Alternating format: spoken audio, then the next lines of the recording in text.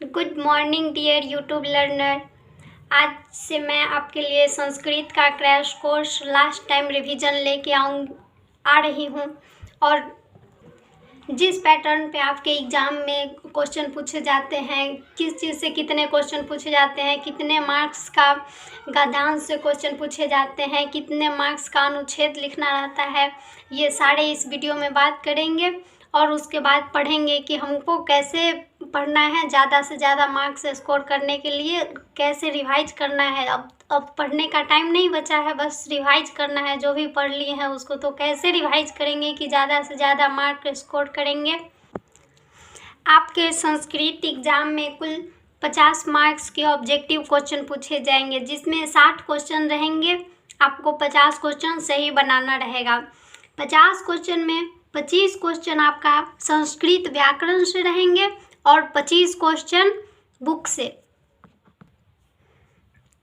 50 objective question पूरा होने के बाद 50 ऑब्जेक्टिव क्वेश्चन में 25 मार्क्स का क्वेश्चन जो आपके संस्कृत व्याकरण से रहेंगे, उसमें आपसे संस्कृत व्याकरण के मात्र 6-7 चैप्टर से क्वेश्चन पूछे जाते हैं। मात्र 6-7 चैप्टर, जिसको कि आप एक दिन में ही पूरा याद कर सकते हो अगर आप अच्छे से, आपकी कैपेसिटी समझने की अच्छी है तो बस उसको रिवाइज कीजिए और उससे रिलेटेड क्वेश्चन बनाइए, आपको सारे याद होते जाएंगे। आपको इस 50 मार्क्स के ऑब्जेक्टिव में 25 मार्क्स बिना किताब पढ़े स्कोर करने के लिए आपको बता दें कि आपको ग्रामर संस्कृत व्याकरण का कौन कौन सा चैप्टर पढ़ना पड़ेगा। तो ये है, सबसे पहले आपको संस्कृत व्याकरण का चैप्टर शब्द रूप, धातु रूप, संधि, उपसर्ग, प्रत्यय, समास, कारक, कारक और विभक्ति, यही मात्र इतना ही चैप्टर आपके एग्जाम के लिए काफ़ी है संस्कृत व्याकरण के लिए। इसी में आपको अनुच्छेद लेखन भी करने आ जाएगा, क्योंकि आपको शब्द बनाने आ जाएगा जब हम आपको इतना चैप्टर रिवाइज करवाएंगे तो। और जब आपको शब्द बनाने आ जाएगा तो फिर आप उसे अनुच्छेद लेखन, पत्र लेखन सब कर लीजिएगा। बस इस चैप्टर को जो मैं पढ़ाऊंगी उस वीडियो को आप ज़रूर अच्छे से देखें। ये आपके खंड क था जिसमें 50 ऑब्जेक्टिव था। 25 ऑब्जेक्टिव हम बता दिए संस्कृत व्याकरण से रहेगा, और 25 ऑब्जेक्टिव के लिए आपको केवल किताब का कौन चैप्टर से और उसका राइटर कौन है ये याद करना पड़ेगा। उससे किताब से रिलेटेड ऑब्जेक्टिव जो भी आता है उसका मैं 2 दिन के अंदर ही पूरा क्वेश्चन रिवाइज करवाऊंगी। ऑब्जेक्टिव क्वेश्चन, मॉडल क्वेश्चन जो भी आज तक पूछा गया है, किस टाइप का क्वेश्चन पूछा गया है।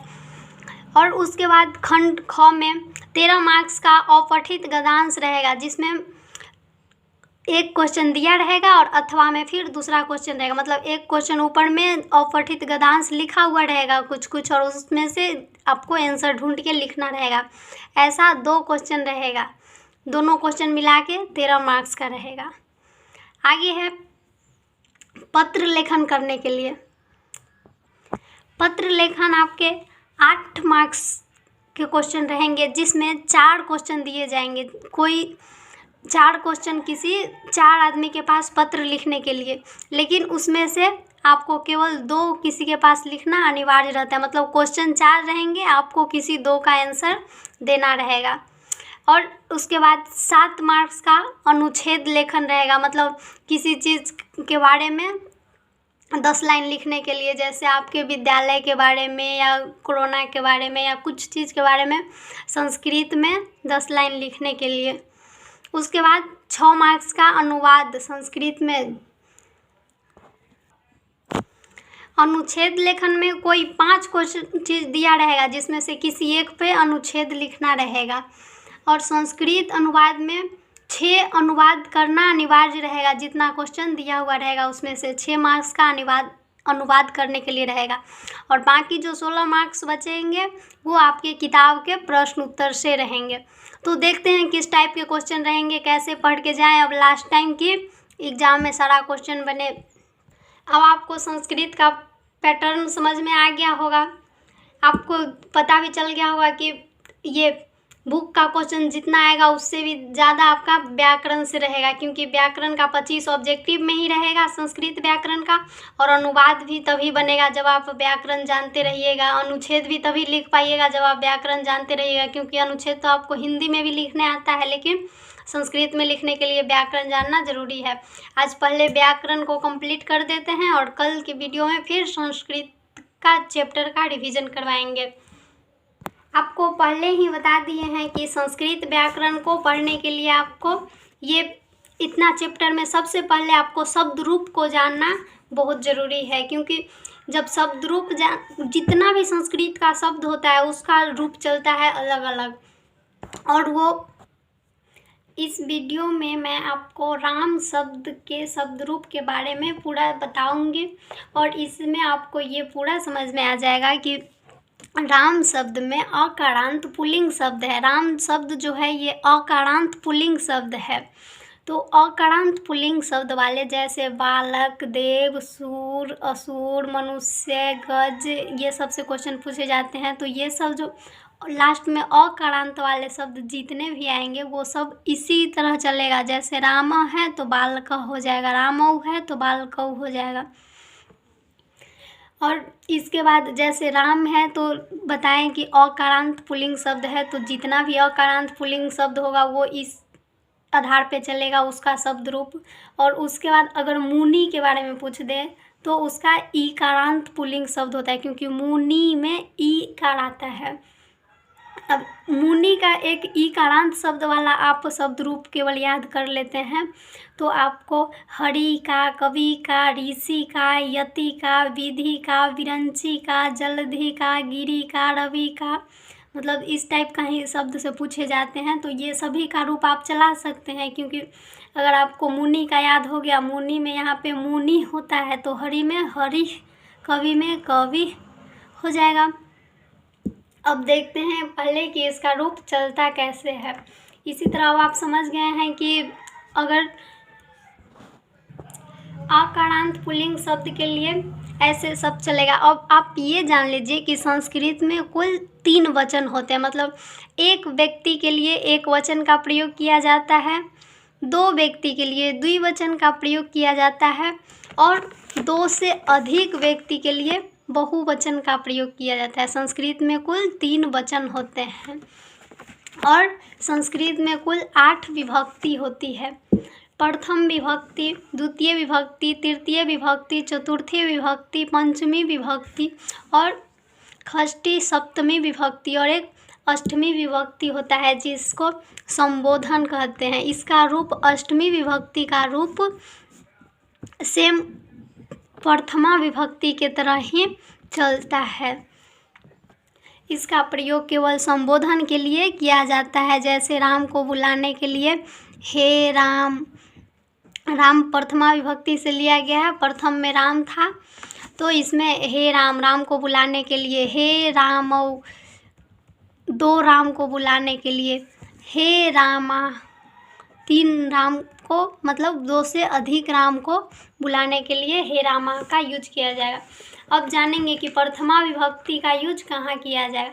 प्रथम विभक्ति में जो भी शब्द आते हैं वो सब कर्ता कारक के लिए, मतलब जो कार्य कर रहा है, जिसने काम को किया है, कर्ता कारक मतलब जो काम को कर रहा है, जो काम को किया है उसके लिए इसका यूज किया जाएगा। तो राम ने कुछ कर रहा है या फिर राम पढ़ रहा है, तो कौन पढ़ रहा है? राम पढ़ रहा है, तो उसके लिए कर्ता कारक का यूज किया जाएगा।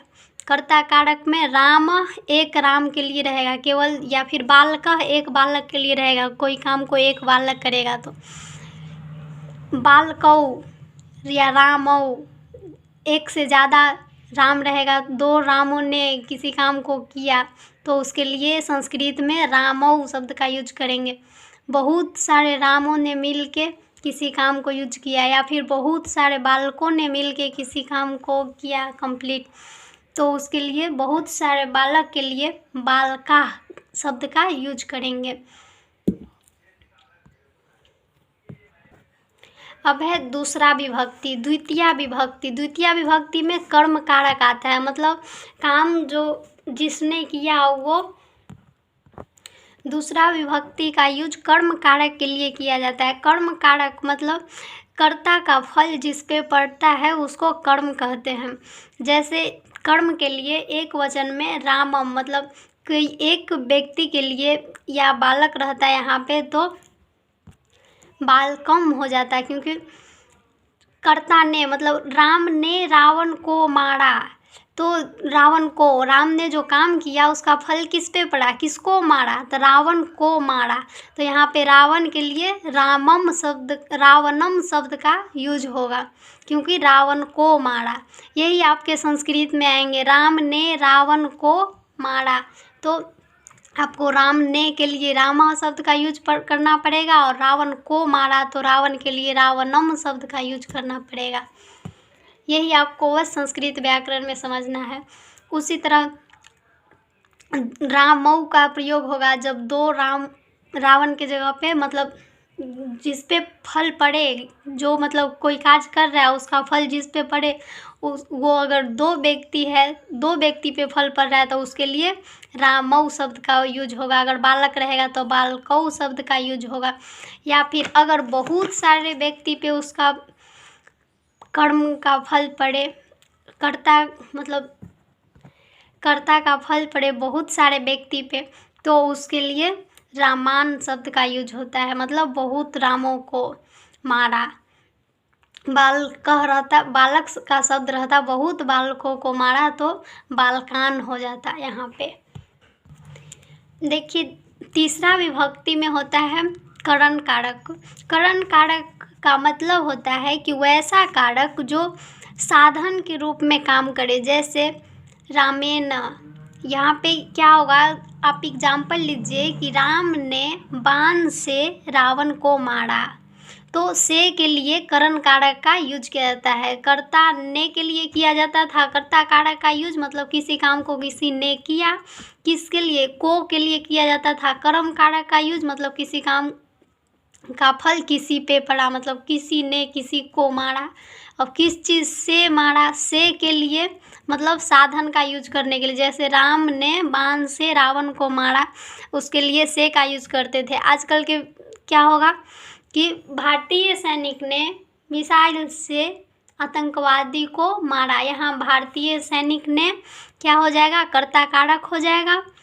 मिसाइल से, तो मिसाइल साधन है तो वो करण कारक हो जाएगा, और किसको मारा, तो आतंकवादी को मारा था, आतंकवादी कर्म कारक हो जाएगा।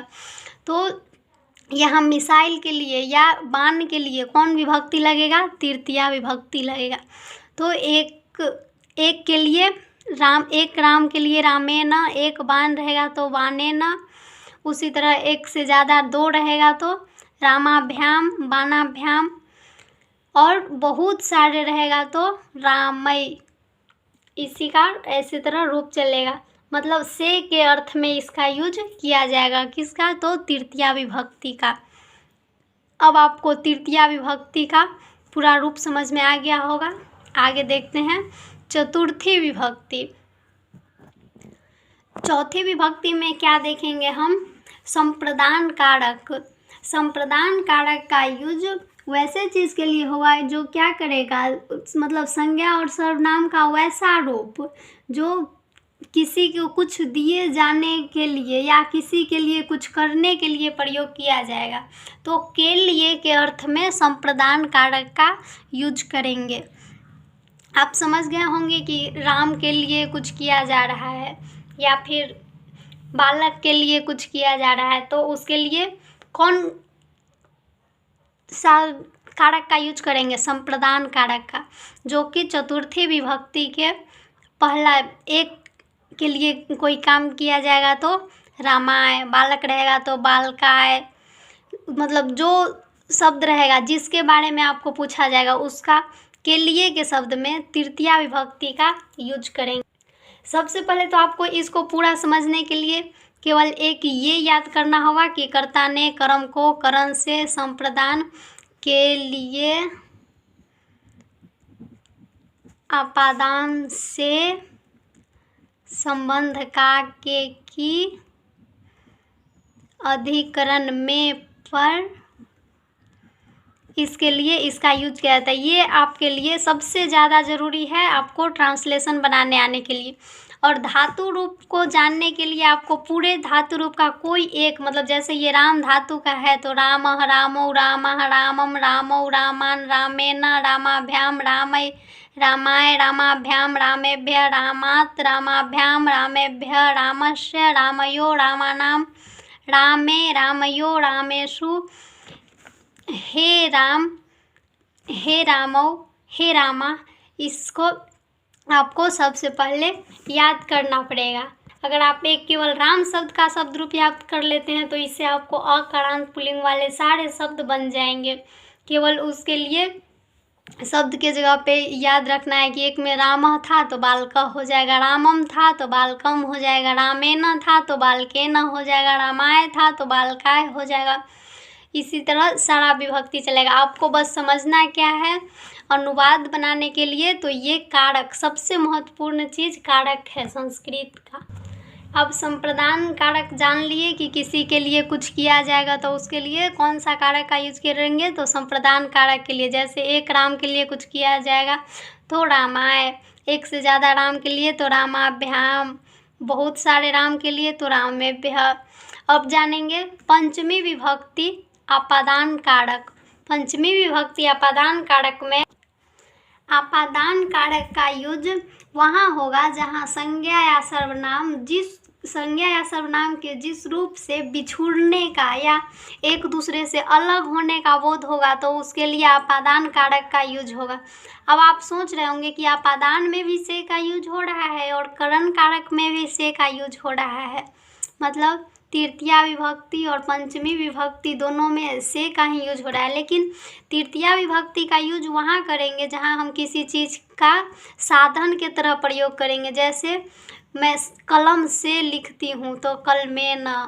लेकिन जब रहेगा पेड़ से पत्ता गिरता है तो पेड़ से क्या होता है, पत्ता अलग होता है, तो उसके लिए आपादान कारक वाला पूरा चलेगा रूप, धातु रूप, शब्द रूप। तो अब आप समझ गए होंगे कि करण कारक का यूज कहाँ करेंगे और आपादान कारक का यूज कहाँ करेंगे।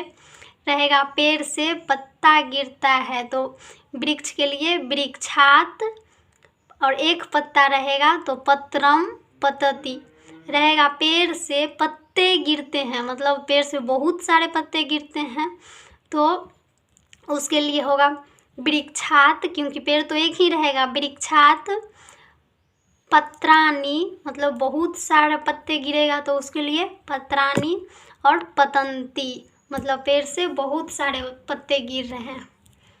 अब मैं उम्मीद करती हूँ कि आप आपादान कारक अच्छे से समझ गए होंगे या फिर पहले समझे रहे होंगे तो आपकी रिवीजन अच्छे से हो गई होगी। अब आगे पढ़ते हैं षष्ठी विभक्ति, इसको पढ़ा जाता है, लिखा जाता है षष्ठी। इसमें संबंध कारक के बारे में पढ़ेंगे, मतलब का के की, मतलब कोई किसी का भाई है या ये राम सीता के पति थे या राम लक्ष्मण के भाई थे, तो इसके लिए मतलब ये संबंध को बता रहा है तो संबंध के लिए कौन सा कारक का यूज करेंगे, संबंध कारक का। संबंध कारक का कौन सा, षष्ठी विभक्ति का जो शब्द रूप रहेगा वो चलेगा, मतलब राम लक्ष्मण का भाई है। किसका भाई है, राम लक्ष्मणस्य भ्राता अस्ति, मतलब राम लक्ष्मण का भाई है। उसी तरह 2 के लिए दूसरा वचन चलेगा, 3 के लिए तीसरा वचन चलेगा। अब है सप्तमी विभक्ति। सप्तमी विभक्ति में अधिकरण कारक का प्रयोग किया जाता है।